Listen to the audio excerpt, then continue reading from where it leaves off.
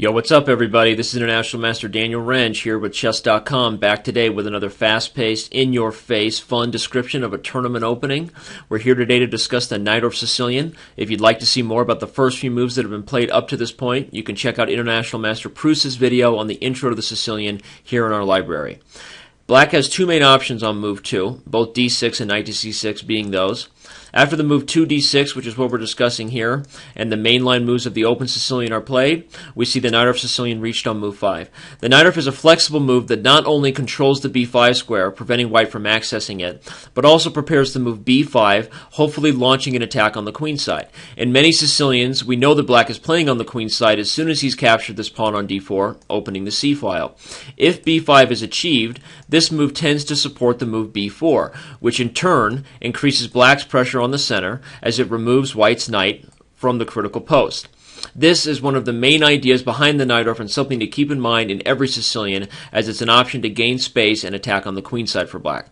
The main idea behind the Najdorf, in that playing a6 on move 5, is that black maintains flexibility in the center with his e-pawn. Depending on how white chooses to develop, a move like bishop e3 being one example, black can choose to play either e6, which is a Scheveningen structure, a more flexible move that maintains control over these critical squares, after which black will typically develop on the king side, and after castling, look to expand on the queen side, develop the light square bishop, and as we said, use the threats of the pawns advancing combined with the power of the open c-file for good play on the queen side.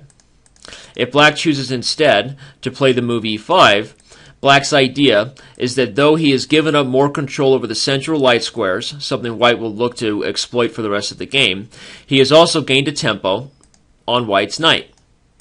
In this way, black can now finish his development with either one of these bishops coming out next, and within the next few moves, we tend to see that black will have gained a small amount of time in his development because of the tempo he gained when he attacked white's knight, and he will then focus his efforts once again to the open c-file, launching the b-pawn, and gaining good attacking chances on the queen side.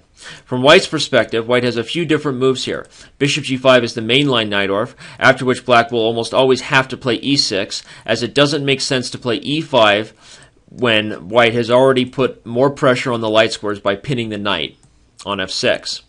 So after e6, we tend to see a few different moves for white, but the main one being f4, and this is the mainline Najdorf, where black has maintained this flexible tension in the center, and white has a small lead in development to compensate for it. Again, the themes I've already highlighted of black trying to play on the queen side being main features here. Any other developing moves for white will lead to very similar choices, with black having a choice between these two different structures. Hope you enjoyed this video, and I'll see you around on Chess.com.